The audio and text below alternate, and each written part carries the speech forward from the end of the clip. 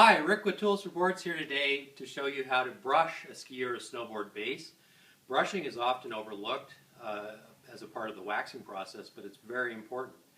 And what brushing does is it reopens the base structure, or the linear pattern, so that water can be channeled down the length of the base and out the back of the base to help prevent suction, or the suction effect, so the ski will glide better.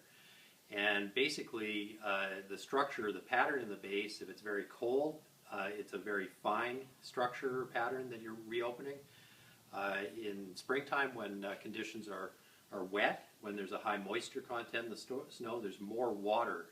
So the ski or the board is riding on a thicker layer of water than it would be if it was very cold, and that water needs a conduit to be channeled down the length of the base. So that's why we brush, to expose the linear pattern in the base after waxing. If you apply wax, you scrape the wax off.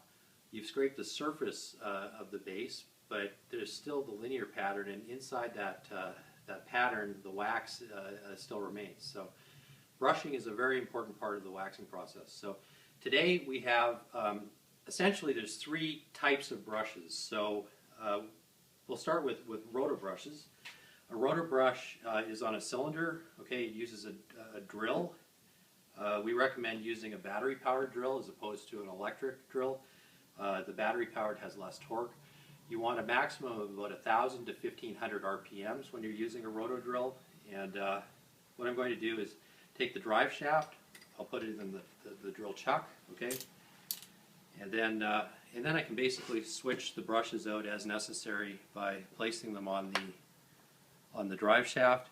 This is a quick grip handle, so it's a handle with a ball bearing mechanism. It just snaps on, and I'm all set. So I'm going to take the drill. I'll take it to the front of the ski. This is a wax ski that's been scraped, okay?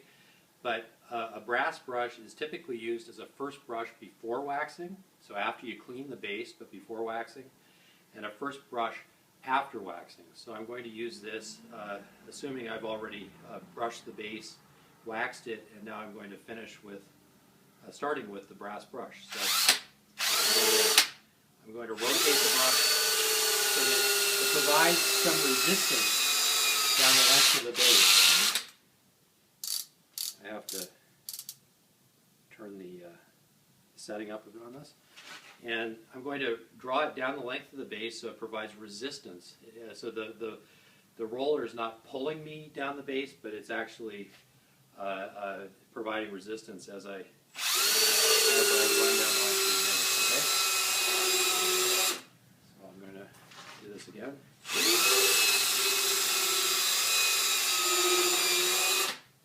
Okay? And usually you'll do this about 6 or 7 times down the length of the base. Okay, after the brass, the next brush that I would use would be a hard horsehair, okay, which is a natural fiber. Those are short horsehair bristles. I'd put that on the drill, and I'd repeat the process over again. Okay, and finally I'd finish with a soft nylon, which is a final finishing brush. Very good brush for buffing and polishing the base to finish the brushing process. So every time we iron on a layer of wax, or put a layer of wax on the base, we're going to go through our brushes in sequence, okay, before applying the next layer. So if we saturate the base with a soft paraffin, then we're going to apply a harder paraffin as a wax of the day, for instance. So we brush the base after the saturation layer, brush again after you apply the wax of the day, or the overlays on top of that, which is for top level racing. So this is the roto system. We have hand brushes now, okay? And there's 2 different types of hand brushes. There's oval brushes, and then there's rectangular brushes. So technicians tend to prefer oval because there's more surface area and more bristles in contact with the base. They're also a bit more comfortable. This is like a horse brush, and so you take your hand and you place it through the strap, and the strap allows you to position your hand and keep it in a comfortable position on the brush. Okay, and so with this brush, you'd make brisk passes down the length of the base. Okay, again, starting with the brass brush as your first brush before waxing and your first brush after waxing. And you should, feel comfortable putting some effort into it. And with brass, the bristles are soft enough that it's very difficult to damage the base. But you want to make sure that the brush is drawn down the length of the base in line with the structure, so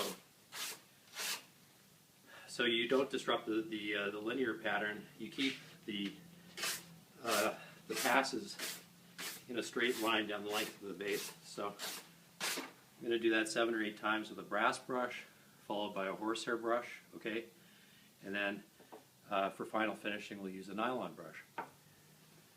Same applies with our rectangular brushes. These are German-made BUFF Tools4Boards brushes, which are a very high quality brush. We have a set of 3 in a kit that's very economical, so for most people, a rectangular brush is the more economical option, and it works very well. So with a rectangular brush, I hold it between my thumb and my forefingers, and then I just simply do the same thing that I did with the other brass brushes. Okay, and I'm going to make another few passes. So with a brass brush, if you look at the base, you can see the structure, the pattern actually shows up in the base. So I've reopened the base at this point, okay, and then I'm going to progress to the hard horsehair brush, okay, which is a very good brush for basically brushing the residual wax, anything that's been brushed up with the brass, brushing that off the base, and it also polishes the base somewhat, okay, bringing out a deeper kind of a sheen. So ideally, when you wax the ski after you brush it, you want to be able to see the structure, and the ski shouldn't appear shiny, but there should be a sheen to it, and that means that the wax has been prepared properly. I'll finish with a soft nylon, okay?